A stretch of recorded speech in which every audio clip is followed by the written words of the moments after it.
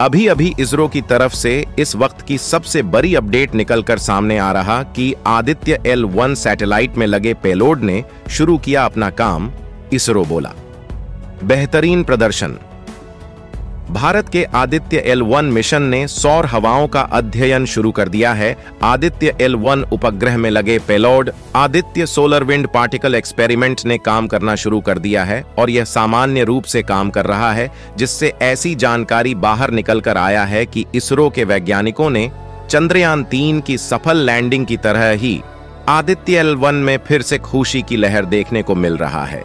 दोस्तों, अब आखिर आदित्य L1 उपग्रह में लगे payload Aditya solar wind particle experimenter ने काम करना शुरू कर दिया है और यह सामान्य रूप से काम कर रहा है। इस मिशन की यह एक अहम उपलब्धि माना जा रहा है। आदित्य L1 की सबसे बड़ी कामयाबी मिली दोस्तों, जिससे करोड़ों भारतीय जिसके लिए बेसब्री से इंतजार कर रहे थे, उनके चेहरे पर अब खुशहाली देखने को मिल रहे हैं और इस कारनामे को करने के बाद इसरो के वैज्ञानिक अपने आप पर गर्व महसूस कर रहे हैं।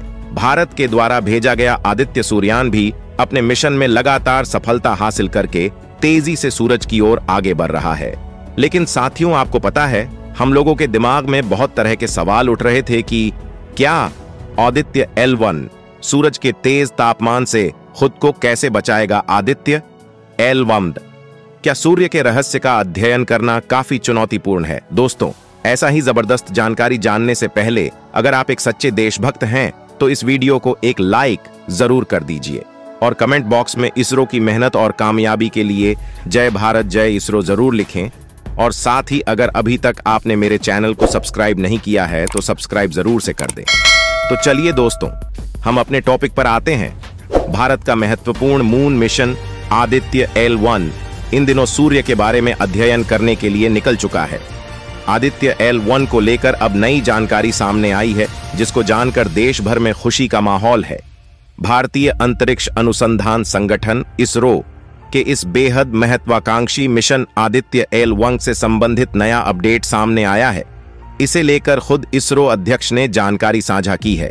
भारतीय अंतरिक्ष अनुसंधान संगठन इसरो के अध्यक्ष S सोमनाथ ने सूर्य मिशन आदित्य L1 को लेकर कहा कि सूर्य का अध्ययन करने से जुड़े भारत के पहले अंतरिक्ष मिशन के तहत प्रक्षेपित आदित्य L1 अंतरिक्ष यान अपने अंतिम चरण के करीब है।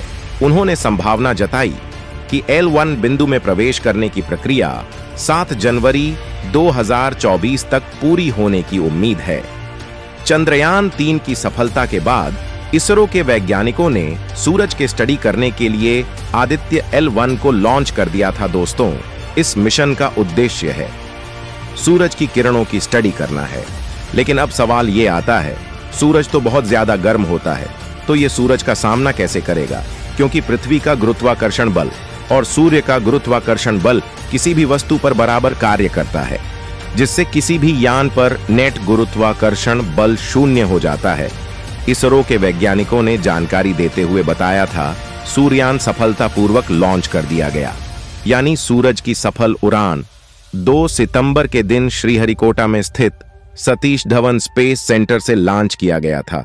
और सबसे बड़ी बात यह है कि हमारे भारत का यह पहला मिशन होने वाला है जो कि सूरज की तरफ जाकर सूर्य की स्टडी करेगा। दोस्तों, यह मिशन इतना भी आसान नहीं होने वाला है, क्योंकि इसमें काफी ज्यादा पावरफुल रॉकेट का इस्तेमाल किया गया है। हालांकि बात करें तो नासा ने कई सूर्य मिशन कर लिए हैं, लेकिन ऐसी कौन सी चीज है जिसे खोजने के लिए भारत देश आदित्य मिशन को लॉन्च कर दिया है। जाने के लिए वीडियो में अंत तक अवश्य बने रहेंगे। इसके लिए सबसे पहले आपको इस मिशन का उद्देश्य समझना होगा।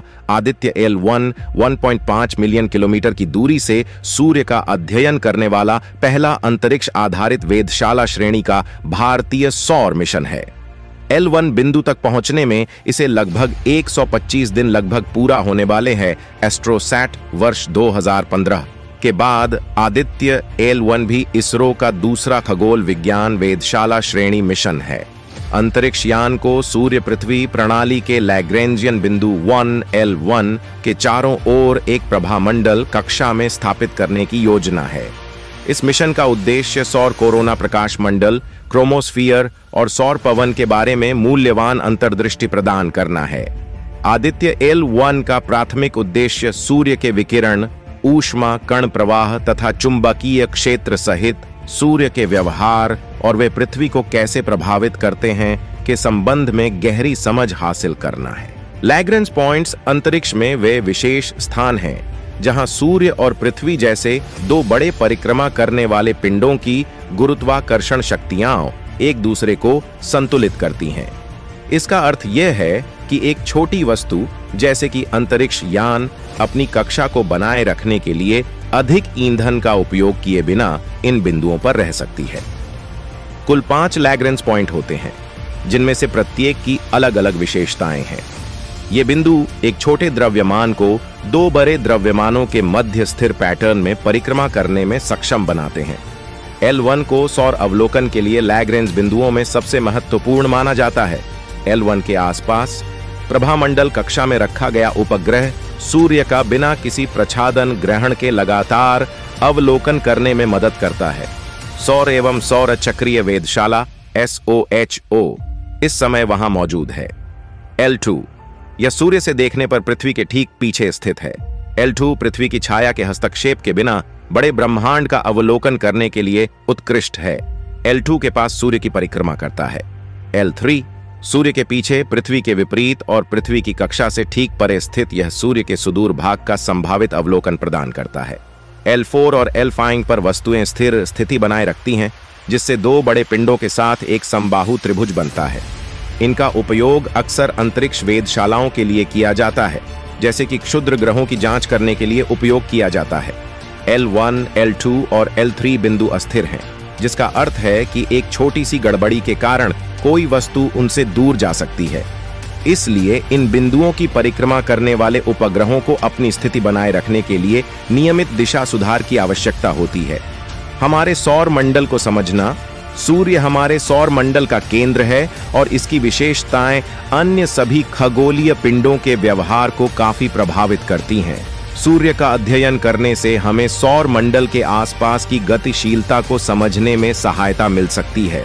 अंतरिक्ष मौसम वातावरण की भविष्यवाणी, सौर गतिविधियां जैसे सौर प्रज्वाल और कोरोनल मास इजेक्शन पृथ्वी के अंतरिक्ष पर्यावरण को प्रभावित कर सकती हैं। संचार प्रणालियों, नौ संचालन और पावर ग्रिड में संभावित व्यवधानों की भविष्यवाणी करने तथा उन्हें कम करने के लिए इन घटनाओं को समझना आवश्यक है। सौर भौतिकी को आगे बढ़ाना, इसके चुंबकीय क्षेत्र, हीटिंग मैकेनिज्म एवं प्लाज्मा गतिशीलता सहित सूर्य के जटिल व्यवहार की खोज, मौलिक भौतिकी और खगोल भौतिकी की प्रगति में योगदान देते हैं। ऊर्जा अनुसंधान को बढ़ावा, सूर्य एक प्राकृतिक संलयन रिएक्टर है। इसके मूल और परमाणु प्रतिक्रियाओं के अध्ययन से प्राप्त अंतर्दृष्टि पृथ्वी पर स्वच्छ और टिकाऊ संलयन ऊर्जा की हमारी खोज में सहायक हो सकती है। उपग्रह संचालन में सुधार, सौर विकिरण और सौर वायु उपग्रहों और अंतरिक्ष यान के कामकाज को प्रभावित करते हैं। इन सौर अंतःक्रियाओं को समझने से अंतरिक्ष यान को बेहतर ढंग से डिजाइन और संचालन करने में सहायता मिलती है। अगर पहले की बात करें तो वह है प्रकाश का सामान्य प्रवाह, जो पृथ्वी को रोशन करता है और जीवन को संभव बनाता है। पृथ्वी ही नहीं बल्कि यही वह ऊर्जा है जिसके द्वारा अन्य 8 ग्रहों पर भी रोशनी पहुंचती है। दूसरे की बात करें तो उसमें प्रकाश के कणों का चुंबकीय क्षेत्र आता है, जिसके विस्फोट से इलेक्ट्रॉनिक चीजें खराब हो सकती हैं। अब आप सोच रहे होंगे कि आदित्य L1 सूर्य के पास जाकर क्या करेगा। इसका पहला मकसद सूर्य के आसपास के वायुमंडल का अध्ययन करना है और साथ में सौर कोरोना की भौतिकी और इसका तापमान को मापना है। आपको जानकारी के लिए बता दें कि सूर्य की बाहरी परत को कोरोना के नाम से जाना जाता है। इसका दूसरा मकसद कोरोना और कोरोनल लुक प्लाज्मा का निदान करना और इसमें तापमान, वेग और घनत्व की जानकारी निकालना और सूर्य के आसपास हवा की उत्पत्ति, संरचना और गतिशीलता को जांचना और दोस्तों तारों के अध्ययन में सबसे ज्यादा मदद करेगा। इसरो के मुताबिक सूर्य हमारे सबसे करीब मौजूद तारा है। यह तारों के अध्ययन में हमारी सबसे ज्यादा मदद कर सकता है। इससे मिली जानकारियां दूसरे तारों, हमारी आकाश गंगा और खगोल विज्ञान के कई रहस्य और नियम समझने में मदद करेंगी। हमारी पृथ्वी से सूर्य करीब 15 करोड़ किमी दूर है। आदित्य L1 वैसे तो इस दूरी का महज 1% ही तय कर रहा है, लेकिन इतनी सी दूरी तय करके भी यह सूर्य के बारे में हमें ऐसी कई जानकारियां देगा जो पृथ्वी से पता करना संभव नहीं होता है। दोस्तों, आप सभी लोग आदित्य सूर्यान के सफल होने की दुआएं कमेंट बॉक्स में करते रहे। दोस्तों, इस वीडियो को यहीं पर खत्म करता हूं। दोस्तों, पूरी दुनिया में हमारे भारत का नाम ऊंचा हो, तब तक के लिए आप सभी लोगों को आदित्य L1 सही सलामत बने रहने की शुभकामनाएं कमेंट्स के द्वारा दे सकते हैं। इस वीडियो को एक लाइक जरूर करें और अपने दोस्तों तक इस वीडियो को शेयर करें ताकि उन्हें भी जानकारी मिल सके। दोस्तों, मेरे वीडियो को देखते हैं लेकिन सब्सक्राइब नहीं करते हैं, प्लीज मेरे चैनल को सब्सक्राइब कर दें और बेल आइकन को ऑल पर सिलेक्ट करना बिल्कुल ना भूलें।